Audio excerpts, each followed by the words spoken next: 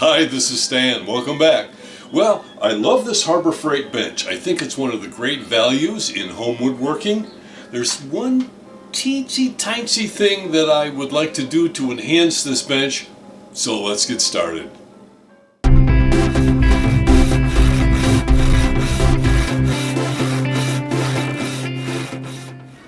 Well, this inexpensive Harbor Freight bench has been just a workhorse for me.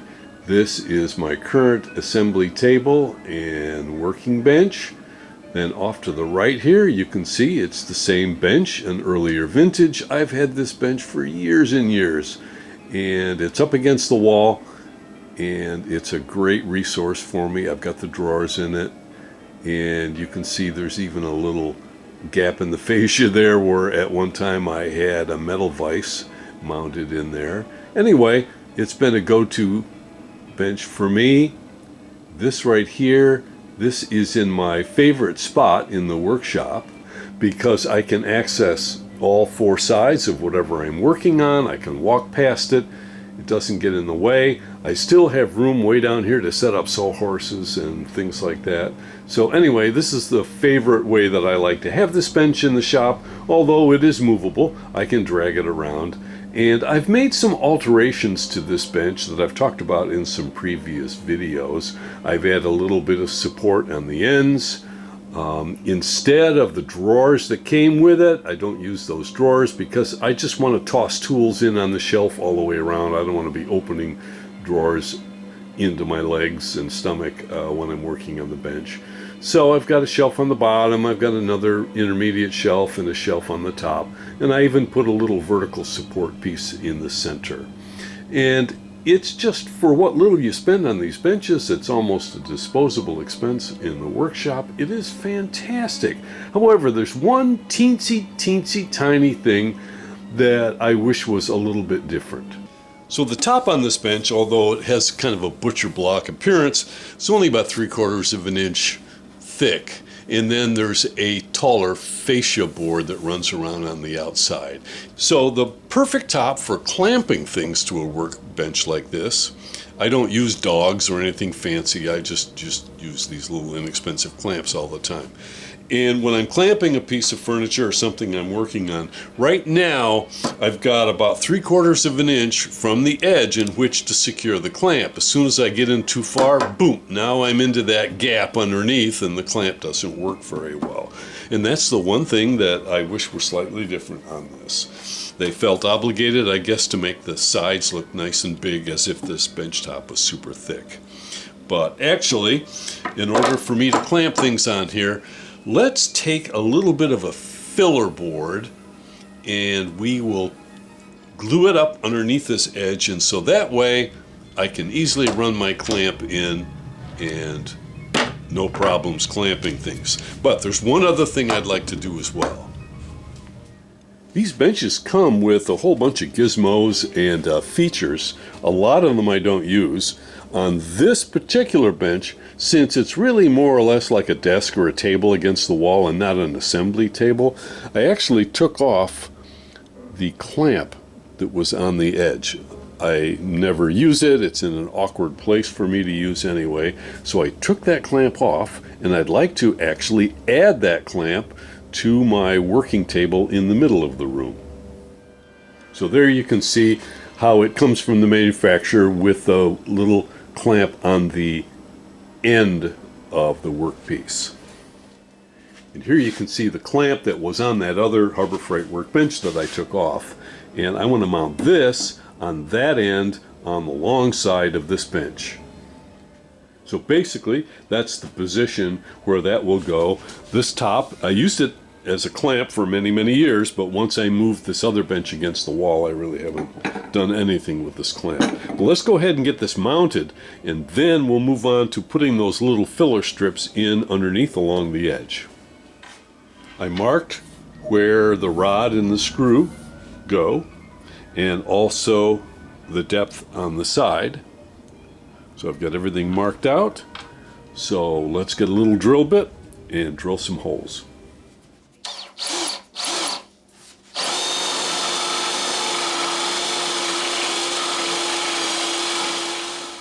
All right, most of the hard work's done now. So I've got the center hole. I used the 7/8 inch Forstner bit for that center screw hole. And then for the two outsides, I used 5/8 Forstner bit for those two holes. So the only thing we have to do now is this little bracket goes on the back of that fascia. So let's place it on the front and drill for the two small holes that hold this thing in. I used a small Forstner bit just to start a little cylinder in there, just enough to cover the head when this thing goes in this way, these two screws. So now let's get a regular drill bit, the same size as the thread diameter here, and we will go all the way through now. So I used a 3/8 Forstner bit to drill a little pocket here, and then a 1/4 inch drill bit to set it up like that. And let's screw in, and we'll mount this plate behind this fascia board.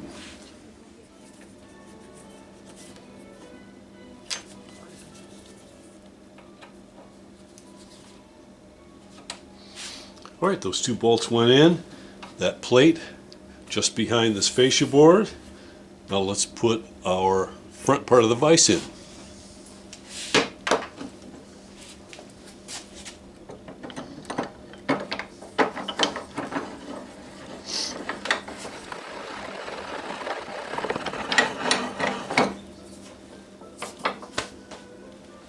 Wow, how easy was that?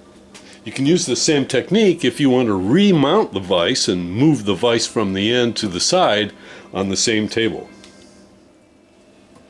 So before we go on to our next project here, let's go ahead and drill a couple holes in this vise front and a couple holes on the top, and that way we can use these little dogs to hold lumber this way.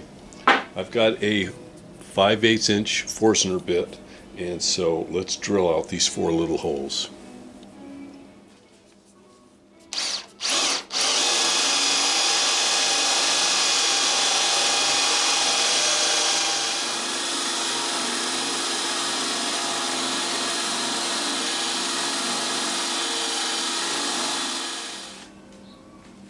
And there we go. That project is done. That didn't take much time, and this is going to be a nice addition to this bench. I've got a clamp on that end and a clamp on this end, and you can hold boards for handwork or for power tools, whatever you need. Here's one last tip on this vise before we move on, and that is this. A lot of times you want to clamp something in vertically, but you can't because of the pipes and the screw, and so you have to clamp off the end of your vise like this. And you can see right away that it deforms and does not hold well. So you should probably keep a couple little gizmos like this with some common thicknesses. This piece of 3/4, this piece of 1/2 inch. And what you do is you drop in a little jig like that that's relatively the same thickness as the piece you're working on, and it balances the vise out and holds it nice and strong. So keep a few of these on hand, or if you've got a really special project you're working on, of course, you can just take a scrap and make one really quick. If you put a little top on it like that, it doesn't fall onto the floor 100 times. Don't ask me how I know that. Okay, on to the next project. I had some 2x4s left over from the bathroom remodel that I'm working on, so I think these will work. So we're just going to add some filler strips up underneath the table along the edge as a bottom clamping surface for me. So they don't have to be pretty, or they don't have to be super accurately cut. I mean, this is an easy job. I'm just going to put some Titebond glue on it and clamp it in there. So let's just take some measurements. We'll cut a rough length, and then we'll rip it down on the table saw for an acceptable width. And we'll also rip to make sure that it doesn't stick down below this fascia. When using reclaimed wood like this, which is a great thing, you'll notice how tight the grain is on this. So this is not brand new green lumber from young trees. But watch out for things like that. There's the leftover of a nail that was in there, and I'm glad I caught that and did not try to put that on my cut line.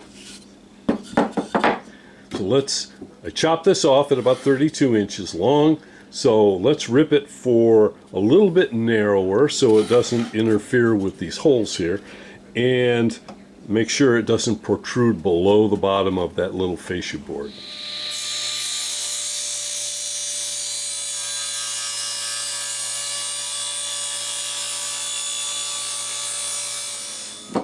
I went with about 32 inches on the side, and it fits under there, and it's not proud.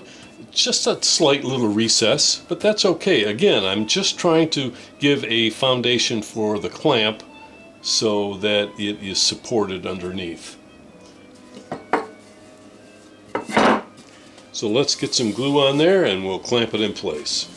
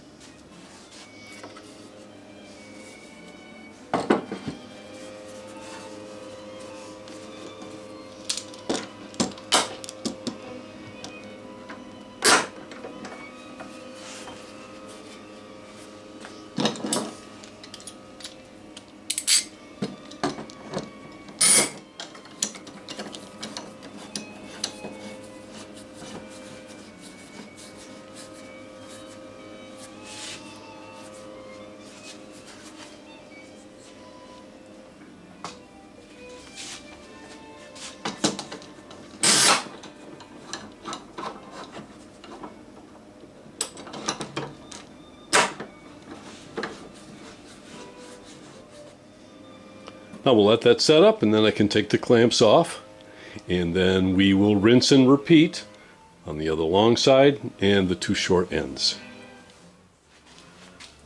Alright, I got clamping strips on 3 sides. That should be great. I'm going to let that glue dry and we'll be done.